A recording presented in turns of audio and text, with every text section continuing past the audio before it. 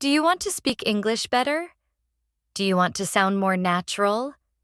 Do you want to understand native speakers clearly? Then try the shadowing technique. Hello and welcome to this English learning video.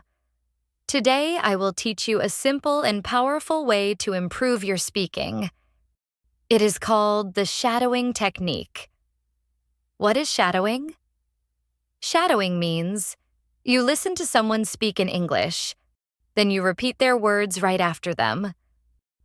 Try to copy their voice, their speed, and their feeling.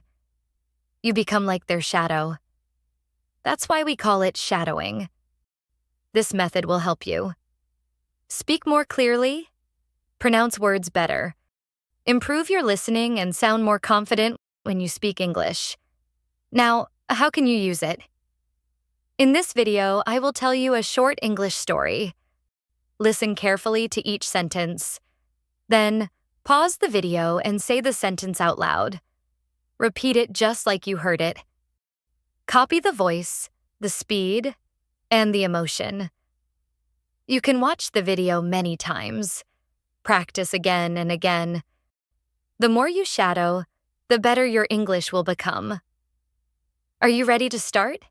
Let's begin the story now. And don't forget to like this video and subscribe to the channel for more shadowing practice. My name is Rachel Thomas. I'm 17 years old. I live in Detroit, Michigan, and I sit in the back of the classroom. Always. I don't speak much, not because I'm shy, but because I'm tired. Tired from life. My mom works at a nursing home. My dad used to work in a car factory, but he lost his job 2 years ago. Since then, he's been angry, mostly with himself, sometimes with us. He spends most days on the couch. Sometimes he drinks. Sometimes he yells. Sometimes he cries. I try not to judge him. He used to be different. He used to carry me on his shoulders. He used to fix my bike. Now he can't fix anything, not even his own heart. At school, I don't have friends. I'm not like the other girls. I don't have new shoes. I don't post selfies. I don't go to dances. I go to school. I work part-time at a pharmacy after. Then I go home, help my mom cook, and study until midnight. That's my life. But I want something more. I want to be a doctor. I know, it sounds crazy. No one in my family ever finished college. Some days we barely have food.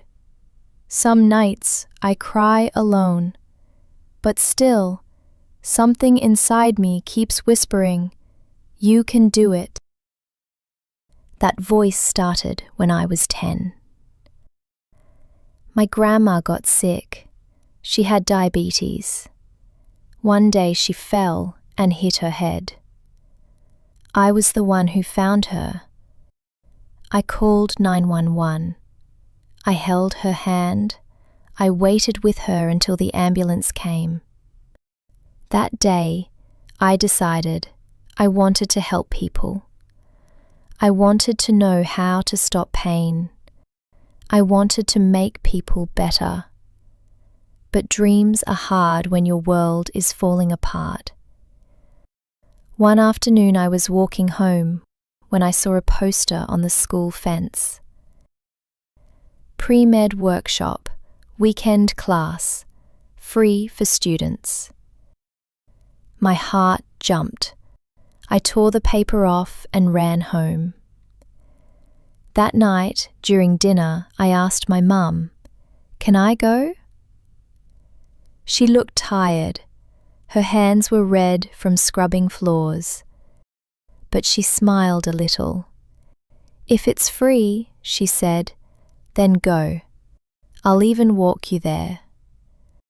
I could have cried. Saturday came. We walked 2 miles to the city library where the class was held. There were 10 students.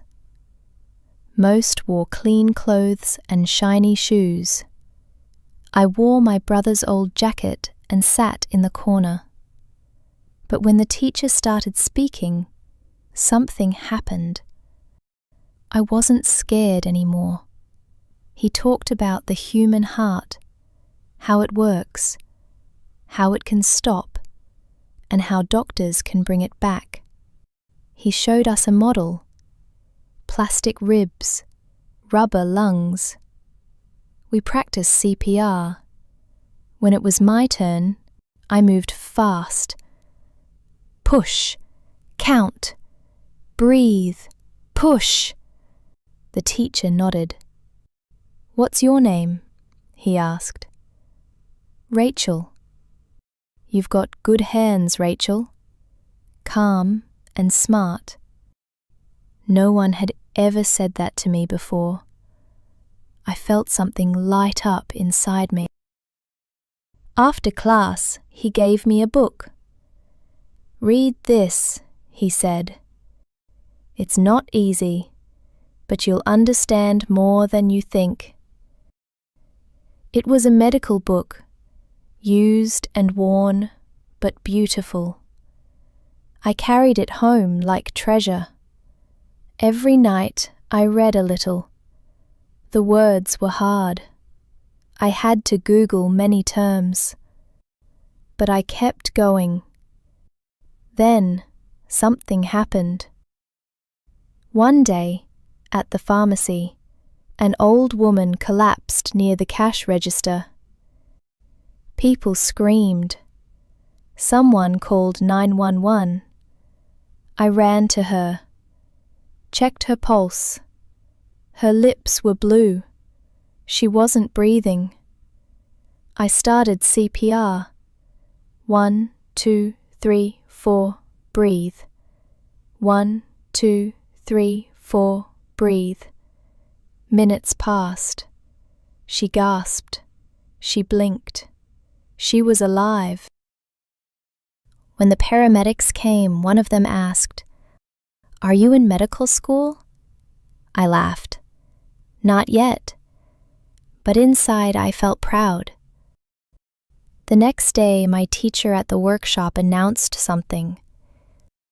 "There's a scholarship for one student to attend summer pre-med training at Wayne State University." Everyone wanted it, but I needed it. I stayed late after class. I asked questions. I read 2 chapters ahead. Then one day the teacher called my name. "Rachel," he said, holding out a letter. "You earned it." I opened it. I was going to the summer training, for free. When I got home, I gave the letter to my mom. She hugged me tight. "You're going to be the first doctor in this family," she whispered. And in that moment, I believed it. But the real journey was just about to begin. After I got the scholarship, everything changed. I started waking up early every day to study, to read, to imagine the life I wanted. And for the first time, I didn't feel like the girl from the back of the class. I felt like someone who mattered. The summer pre-med training at Wayne State was coming fast. I had to prepare, but I also had a problem. I had no clothes to wear for the program, no notebook, no bus money. I didn't want to tell my mum. She was already working double shifts. So I went to Mr. Davis, the man who owned the pharmacy where I worked. He looked at me for a moment. Then he reached into a drawer and pulled out $80. "This is your first bonus," he said with a smile. "You're not just a helper anymore. You're part of this place." I couldn't stop the tears. He wasn't just giving me money. He was giving me belief. I bought a new notebook, a used white shirt, and clean shoes from the thrift store.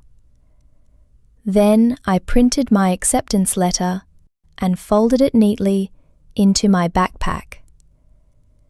On the first day of the training, I was so nervous I almost turned around and went home. But I didn't. I walked through the hospital doors and took a deep breath. Doctors, nurses, bright lights, moving stretchers, the smell of sanitizer and coffee. It felt like another world, but it also felt like where I belonged. We were a group of 20 students. Some had fancy watches and spoke with big words, but I didn't care. I was there to learn. Our instructor was Dr. Lin. She was young, kind, and brilliant. She said, "You don't need to be rich to become a doctor. You need two things, discipline and heart." I had both. We practiced first aid, checked blood pressure, learned about human organs. Every time I touched a stethoscope, I felt closer to Emma, my grandma, my dreams, and my past. One afternoon, Dr. Lin gave us an assignment. Shadow a real doctor for one day. Write about what you see, what you feel. I was assigned to the emergency room. It was busy. A boy with a broken arm, an old man with chest pain, a little girl crying from a high fever. Then, the ambulance arrived. A woman was rushed in, no pulse, no breathing. Doctors jumped in. CPR, IV, oxygen, fast hands, sharp minds. I watched from the corner, frozen, terrified, amazed. And then they brought her back.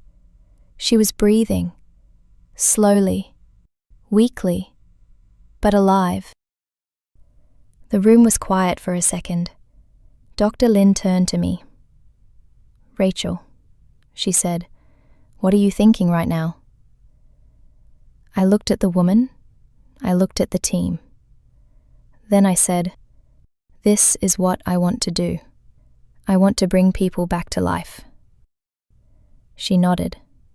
"You will." That night, I wrote everything down. The sounds, the fear, the heartbeat monitor beeping again. I finished my report and turned it in. On the last day of the program, we all sat in a small room. Dr. Lin handed each of us a certificate. But then she said, "Before we end, we have one special award. It goes to the student who showed the most growth, compassion, and leadership." She called my name. Rachel Thomas.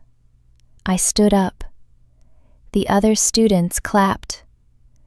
I walked to the front, shaking.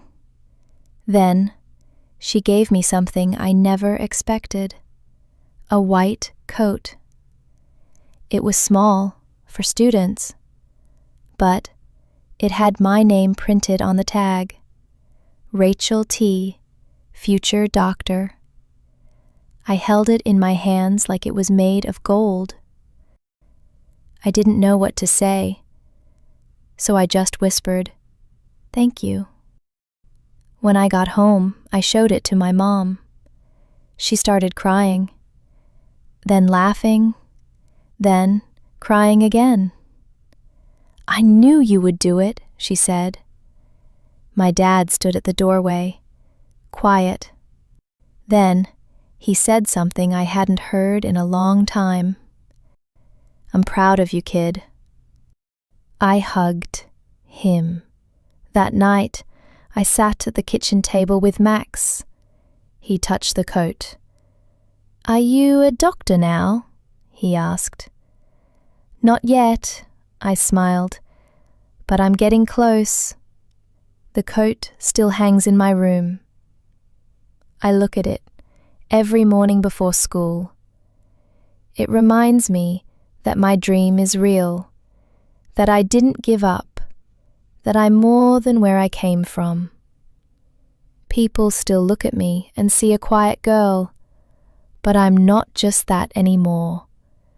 I'm a fighter, a learner, a future doctor. And one day, when I walk into a real hospital wearing a real coat, I'll think of this story, this journey, and I'll whisper to the little girl in the back of the class, "You made it." Now, it's your turn. Play this video again. Pause after each sentence. Repeat what I say, just like a shadow. Copy my voice. Copy the speed. Copy the feeling. This is the shadowing technique. It will help you speak English better, faster, and more confidently. Practice every day. Even 10 minutes is enough. Believe in yourself. Thank you for learning with me. And don't forget to like this video and subscribe to the channel. More stories and shadowing videos are coming soon. See you next time.